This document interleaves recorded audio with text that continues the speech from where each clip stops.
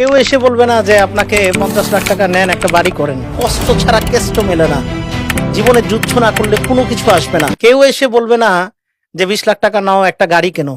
ইয়ার এই পৃথিবীটা যুদ্ধের জায়গা, এখানে যুদ্ধ করতে হবে আপনাকে। যারা ভাবে যে দুনিয়া অনেক সহজ, সহজ জীবন চায়, তাদের জীবনটা সহজ থাকে না। এই জীবন যুদ্ধের জায়গা। এই যুদ্ধটা আপনাকে করতে হবে, লড়াইটা আপনাকেই লড়তে হবে এবং জীবনকে উৎকৃষ্ট বানাতে হবে। আপনি দেখেন, গরুকে গরু হতে হয় না, কুকুরকে কুকুর হতে হয় না, হাতিকে হাতি হতে হয় না, বাট মানুষকে তার কর্মযোগ্যতা দিয়ে মানুষ হতে হয়। আপনি যদি অর্থ কষ্টে না পড়েন, আপনি মানুষের আসল চেহারা দেখবেন না। আপনার পাশে বসেই যারা আপনার সঙ্গে মানে কফির কাপে চুমুক দিচ্ছে, তারা আপনার একটা ফোন কল ধরবে না যদি আপনি আর্থিকভাবে ডাউন হয়ে যান। আমি তোমাদের প্রজন্মকেও বলি যে প্রত্যেকটা মানুষের জীবনে একবার করে হলেও বিপদে পড়া উচিত। প্রত্যেকটা মানুষের জীবনে চড়াই উতরাই আছে, তাই না?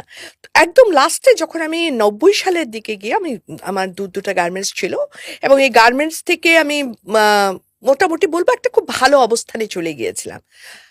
ধুম করে যখন আমার ব্যবসাটা পড়ে যায় নানাবিধ কারণে, তখন না হিমশিম খাওয়ার অবস্থা হয়েছিল। যে আমি ধরেন না লন্ডন, ফ্রান্স, ইটালি, বায়ার এরকম নিয়ে ব্যবস্থা ছিলাম, এমন একটা অবস্থান হলো বাচ্চাদের স্কুল থেকে ছাড়াতে হলো, একেবারে চূড়া থেকে একদম নিচে পড়ে যাওয়া যেটাকে বলে। এবং আর্থিকভাবে প্রচন্ড ভাবে আমি একটা বলবো মহা সংকট সমুদ্রে ডুবে যাওয়ার অবস্থা হলো। তো সেখান থেকে আবার আস্তে আস্তে আস্তে আস্তে জীবনটাকে নট টু গিভ আপ হিসাবে ধরে নিয়ে যুদ্ধ করে আবার এটা ঘটেছে ধরে 99-এর দিকে, and about another 6 to 7 years লাগলো আবার আমাকে মোটামুটি একটা, আগেরও টপে না যেতে পারলেও মোটামুটি একটা অবস্থানে আসতে। এই যে যুদ্ধকালীন সময়টা, সেই সময়টা আমি সবসময় আস্থা রেখেছি নিজের উপর, সৃষ্টিকর্তার উপর, এবং আমার আশেপাশে কয়েকজন মানুষ ছিলেন যারা আমাকে সাহস দিয়েছিল যে তুমি পারবেই।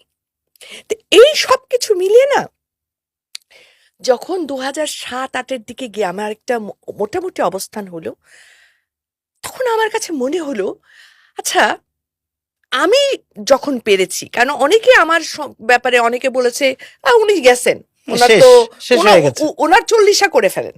40? ইয়েস, অর্থাৎ উনি আর উঠে দাঁড়াতে পারবে না। একে তো ব্যবসা এত বড় পতন, দ্বিতীয়ত হচ্ছে গিয়ে মহিলা মানুষ, সো শেষ, আশা নাই। সেখান থেকে আবার আমি দাঁড়াতে পেরেছি, কারণ আমি ভাবতাম যে আমার রাব্বুল আলামিন আমাকে ইনশাল্লাহ কোনোদিন ফেলবেন না। আমি তোমাদের প্রজন্মকেও বলি যে প্রত্যেকটা মানুষের জীবনে একবার করে হলেও বিপদে পড়া উচিত। বিপদে না পড়লে মানুষ চেনা যায় না, বিপদে না পড়লে জীবন চেনা যায় না, বিপদে না পড়লে নিজের কতটুকু আস্থা অর্জন করা সম্ভব নিজের দ্বারা, নিজের যে শক্তি সাহস, এটা বোঝা যায় না, অনুধাবন করা যায় না। যেহেতু আমি হঠাৎ করে পড়ে গেছি এবং আস্তে আস্তে অবস্থা আর্থিকভাবে ব্যাংক ট্যাঙ্ক থেকে সবকিছু বন্ধ হয়ে গেছে, আমার সিআইবি ব্লক হয়ে গেছে, মানে দেউলিয়ার অবস্থায় চলে যাচ্ছি। তো তখন আমি দেখলাম যে আমার খুব প্রিয়জনেরাও আমাকে আর চেনে না। আমি সালাম আলাইকুম বললেও দেখেও না দেখার ভান করেছে। আমি অনেককে জানি যাদের নাম আমি বলবো না, বলা উচিত না। কি শেখান মানুষকে? আমি মানুষকে যেটা শেখাই, ব্রেন ওয়াশ করা। ব্রেন ওয়াশ, আমি ব্রেন ওয়াশ করি, আমি আসলে মানুষের ব্রেন ওয়াশ করি। আমি একটা কনসেপ্ট আপনাকে বলি, দেখেন আপনি রেগুলার আপনার দাঁত পরিষ্কার করেন কিনা? আপনি যদি 3 দিন আপনার দাঁত পরিষ্কার না করেন, কি হবে? দুর্গন্ধ হবে, কেউ আপনার সামনে দাঁড়াতে পারবে না। বাট আমাদের দেশের ম্যাক্সিমাম মানুষের মাইন্ড এত জঘন্য, এত নোংরা, এত ডাস্টবিন হয়ে আছে, সে কখনো পরিষ্কার করে না। তার সাথে কথা বললে আপনার খারাপ লাগবে, হুটহাট রেগে যাচ্ছে, কি বলতেছে ঠিক নাই, বড় ছোট মান সম্মান কিচ্ছু নেই, নাথিং এলস, কথায় কথায় ঝগড়া, একজন আরেকজনকে তেড়ে আসছে মারার জন্য। আমি রাস্তায় দেখলাম রিক্সাওয়ালাকে মানুষ মারতেছে, আরে ও তো নিরীহ প্রাণী, ওকে মারছেন কেন, ওর কি দোষ? বলছে সে 10 টাকা ভাড়া বেশি চেয়েছে। আমি আশ্চর্য হয়ে যাই। আমার কথা বলি, গতকালকে আমি একটা কফি শপে বসেছিলাম, আমি তাকে 100 টাকা টিপস দিয়েছি। এখন চিন্তা করেন, বাট আমি এই মানুষটাই যখন রিক্সায় আসতেছি, ও আমার থেকে 10 টাকা বেশি চেয়েছে, আমি রেগে গেছি। আপনি কেন 10 টাকা বেশি চাইলেন? 100 টাকা দিতে আমার বাদলো না, 10 টাকা দিতে আমার বাদতেছে। এগুলো হচ্ছে আমার মনে হয় সংকীর্ণতা থেকে তৈরি হয়। এটা ব্যাপারটা এরকম না, ব্যাপারটা ফিলিংসের। গরিব মানুষ দেখলে আমরা মনে করি যে তারা আমাদেরকে লুট করছে, বাট আপনি যে আরেক জায়গা থেকে লুট হয়ে আসলেন, আপনি 10 টাকার কফি আমি 300 টাকায় খেয়ে আসলাম, কিছু মনে হলো না আমার কাছে মনে হলো ইটস ওকে, কারণ কি সে এসি লাগিয়েছে। ফিলিংস, এই যে আমরা মাইন্ডের খেলা। বড় বড় কোম্পানি এত টাকা চার্জ কেন করে? একটা ব্র্যান্ড এত টাকা কেন চার্জ করতে পারে? অ্যাপেলের দাম কেন 2 লাখ টাকা ছাড়িয়ে যাবে? কি আছে ওটাতে? কিছু নেই, ফিলিংস, স্ট্যাটাস। তারা বলতেছে আমরা ইনোভেশন, আমরা ক্রিয়েটিভ। দাসত্বর মানসিকতা আমাদের। একটা দারুণ কথা বলেছেন, দাসত্ব মানসিকতা। মানে সবাই শুধু চাকরির পেছনে ছুটে বেড়াচ্ছে, চাকরি করবে তার লাইফ সেট হয়ে যাবে। আমি তো দিন শেষে দেখি না কারো লাইফ সেট হতে। সবচেয়ে মজার বিষয় হচ্ছে একটা বিষয় চিন্তা করেন, প্রত্যেকে কিন্তু বিজনেসম্যান। যে চাকরি করছে সেও কিন্তু বিজনেসম্যান, বাট অন্যের বিজনেস করছে। সে এটা ভুলে গেছে যে আমি যে চাকরি করছি এটা তো কারো না কারো বিজনেস। আপনি চাকরিকে সেফ কিভাবে মনে করেন? এটা তো কারো বিজনেস, যে কোনো সময় বন্ধ হয়ে যেতে পারে। আপনি আরেকজনের বিজনেসের আন্ডারে সময় দিচ্ছেন। এভরি ওয়ান ইজ বিজনেসম্যান, প্রত্যেকে মার্কেটার। আমি বলি, আমি যেহেতু মাইন্ড অ্যান্ড মার্কেটিং নিয়ে কাজ করি, আমি বলি each and every one marketer. আপনি মার্কেটিং করতেছেন বাট আরেকজনের কোম্পানির, আপনারটা না। সো এটাতে আসলে কি হচ্ছে, দিন শেষে আপনি যেটা পাচ্ছেন সেটা খুবই সার্টেন অ্যামাউন্ট, আর যে মালিক সে কি পরিমাণ পাচ্ছে। অ্যাপেলের কথা যদি বলি, তাদের একজন এমপ্লয়ি অ্যাপেলকে ইনকাম করিয়ে দেয় মিলিয়ন মিলিয়ন ডলার। একটা এমপ্লয়ি অ্যাপেল তাকে কয় টাকা স্যালারি দেয়? ওয়ারেন বাফেটের একটা এটাই তো বাস্তবতা।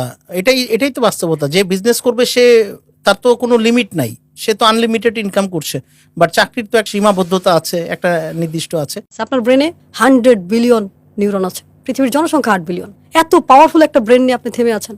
বলা হয় ব্রেনটাকে যদি ভাঙ্গারি দরে বিক্রি করা হইতো 5,000 কোটি টাকা বিক্রি হইতো। আপনার ব্রেনের মেমোরি কত? 2.5 পেটাবাইট। পেটাবাইটটা কি এটা বুঝতে গেলে আগে বুঝতে হবে যে 1024 কেবিতে 1 এমবি, 1024 এমবিতে 1 জিবি, 1024 জিবিতে 1 গিগাবাইট, 1024 গিগাবাইটে 1 টেরাবাইট। আপনার ব্রেনের পাওয়ার ক্ষমতা 2.5 পেটাবাইট। 30,000 কম্পিউটারের যে মেমোরি আছে তার থেকে বেশি সক্ষমতা ধারণ করেন আপনি। এটা ভাঙারি দরে বিক্রি করলে তো 5,000 কোটি টাকা হয়। এত বড় একটা সক্ষমতা নিয়ে আপনি বসে আছেন। আপনার যে পুরো বডি কি পরিমাণ অ্যাক্টিভিটি চলে, 60 ট্রিলিয়ন সেলস আছে। আপনার পেটের মধ্যে যে ব্যাকটেরিয়া 100 ট্রিলিয়ন, কি পরিমাণ অ্যাক্টিভিটি চলতেছে আপনি জানেনও না। আপনি পুরো পৃথিবীকে চেঞ্জ করতে চান, ওয়াই নট ইউ? নিজেকে চেঞ্জ করেন, সব চেঞ্জ হয়ে যাবে। আপনি আপনার দাম বাড়ান, কেউ আসবে না আপনাকে পরিবর্তন করতে। আপনাকে সিদ্ধান্ত নিতে হবে। দেখেন আমাদের কথার কত পাওয়ার। আমি বলি যে আপনার জিহ্বা 5 থেকে 6 ইঞ্চি, একটা 5 থেকে 6 ফিট বডিকে ধ্বংস করে দিতে পারে। আপনার কথায় একটা মানুষ মারাও যেতে পারে। একদম কথার আঘাত খুবই পাওয়ারফুল। আমি মরতে গিয়েছিলাম, আমি আপনার সামনে প্রমাণ। I am the proof, Real life example.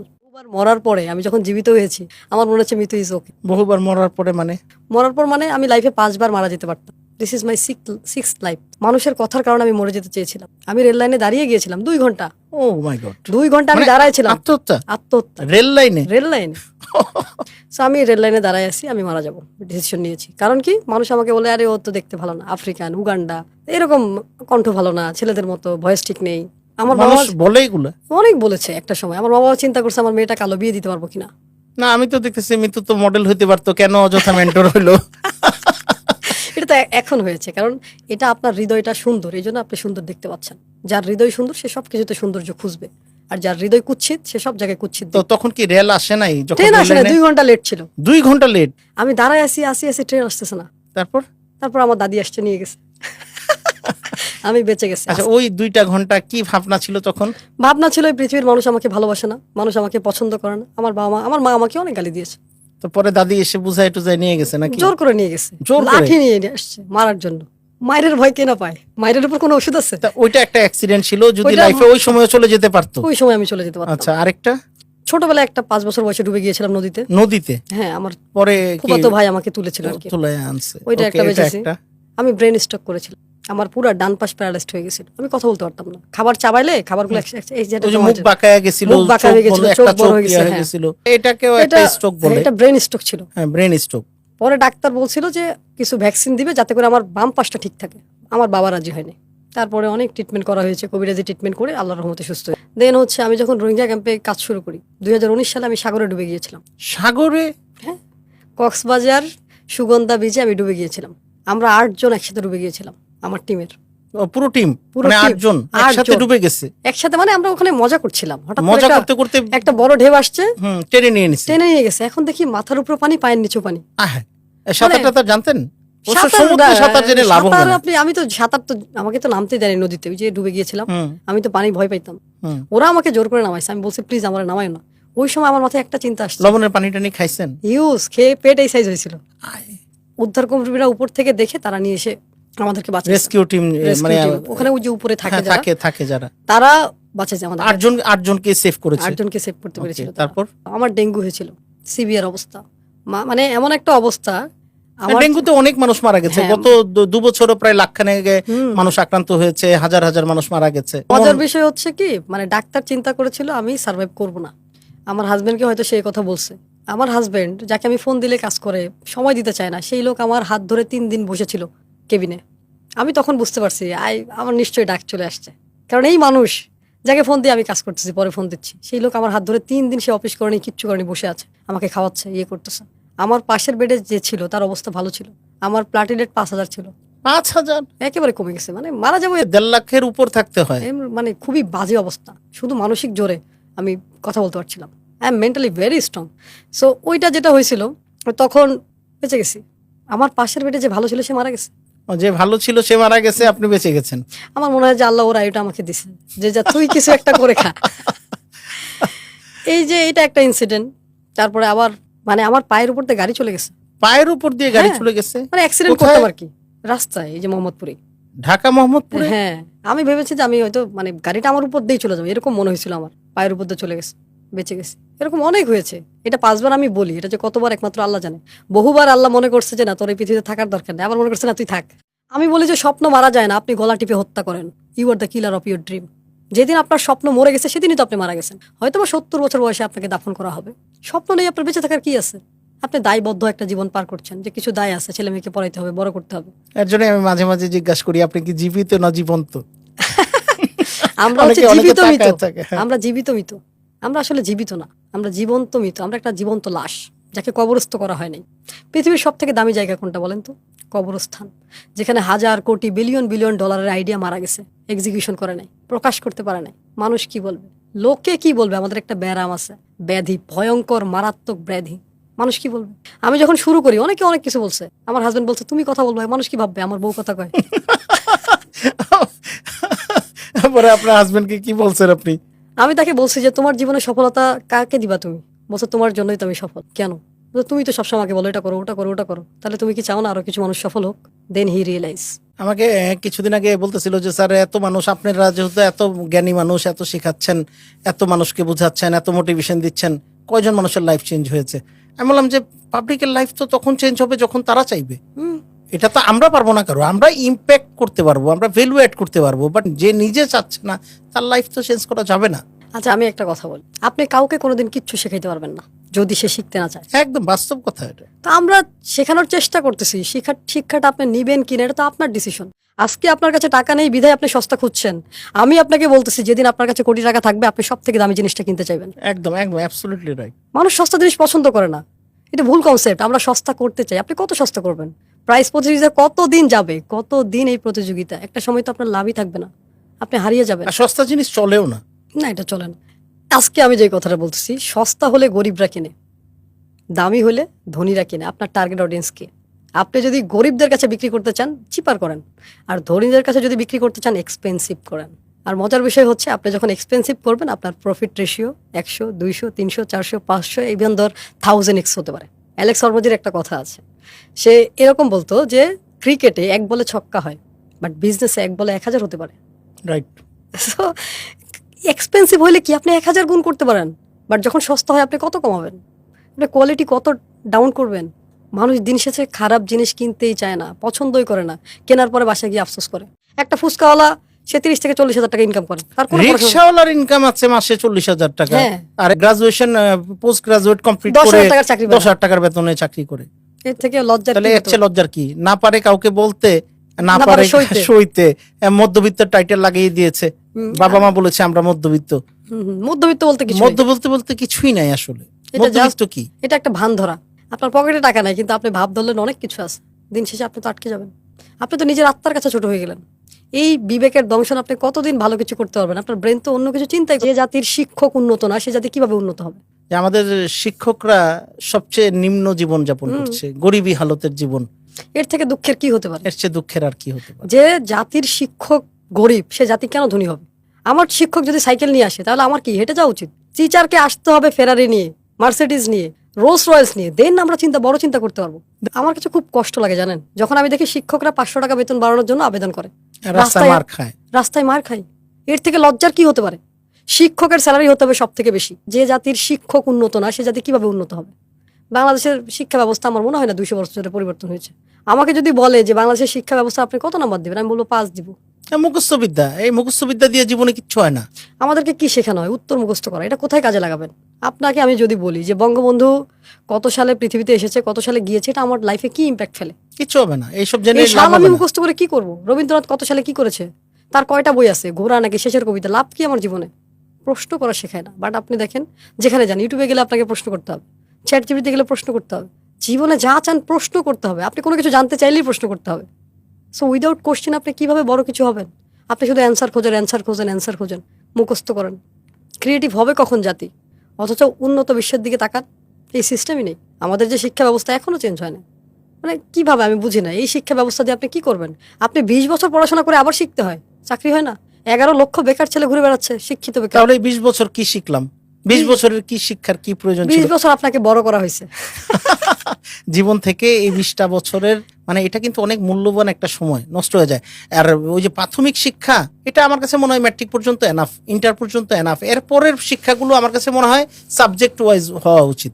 আচ্ছা, আমার কথা হচ্ছে, আমার বাংলা সাহিত্য পড়ার কি দরকার? এই সাবজেক্টটা কেন রাখতে হয়েছে? আচ্ছা, না, যদি কবি টবি হতে চান তাহলে সে সাহিত্য পড়ালেখা করেন আপনি। এটা তো যার যার চিন্তা চিন্তা ভাবনা। ভাবনা। এটা আমার কথা হচ্ছে, তার মনে কি চায়। সে যদি ডাক্তার হতে চায়, আমি মনে করি তাকে 5 থেকেই সায়েন্স পড়ানো উচিত। সে এমন ভাবে ডাক্তার হোক যাতে সে প্রতিটা জিনিস বুঝতে পারে যে আমি কোথায় হিট করলে তার জীবনে।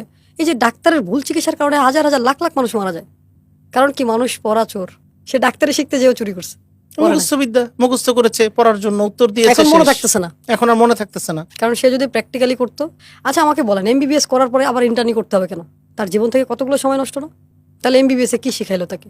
মাস্টার্স পাস করে আবার কম্পিউটার কেন শিখতে হবে? মাস্টার্স এর মাস্টার্সের ভেতরেই থাকতো ওই সাবজেক্টগুলো, এই যা যা দরকার এই সাবজেক্টগুলো। 20 বছর শেখার পরে ইংলিশ বলতে পারি না আমরা, তাহলে কি ইংলিশ শেখায়?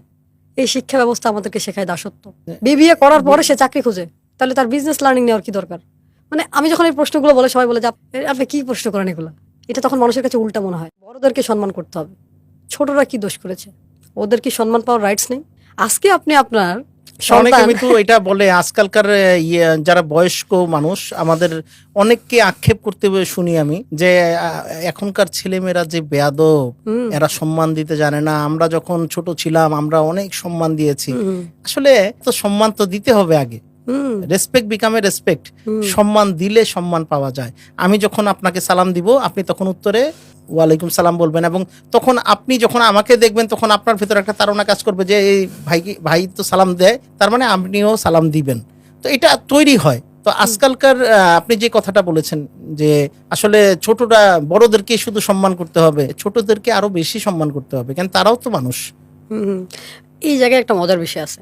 আমি একটা কথা বলি, আপনি জীবনে যা চান তা আগে দিতে হবে। বেশিরভাগ জায়গায় প্রবলেম কেন হয়? আপনি নিজে সম্মান চাচ্ছেন কিন্তু সম্মান দিচ্ছেন না, তো ও কেন আপনাকে দিবে? রাইট। আজকে আপনি আপনার সন্তান বা আপনার ছোটদেরকে সম্মান করছেন না, আপনি আশা করছেন সে আমাকে সম্মান করুক। সে বেয়াদব কেন? কারণ আপনি তাকে বানিয়েছেন। আপনি আজকে আপনার ছেলে মেয়েকে অন্যায় করতেছেন, তাকে মারতেছেন, পেইন দিচ্ছেন, জোর করে তাকে দিয়ে অনেক কিছু করাচ্ছেন, কিন্তু আপনি ভুলে যাচ্ছেন একটা সময় আপনার ছেলে বড় হবে, সে ইনকাম করবে, আপনার কোনো ইনকাম থাকবে না। এটা প্রতিশোধ সে নিবে না? আপনাকে বৃদ্ধাশ্রমে পাঠালে আপনি বলেন আমার ছেলে মেয়ে ভালো না, শিক্ষিতরা পাঠায়, কারণ সে আপনার অত্যাচারের প্রতিশোধটা আজকে নিচ্ছে।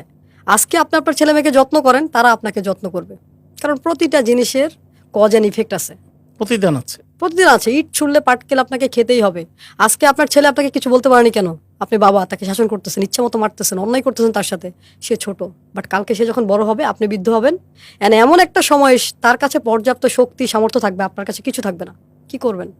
তো এখন থেকে সম্মানটা করেন, আদারওয়াইজ আপনার জন্য অপেক্ষা করছে ভয়ঙ্কর পরিস্থিতি।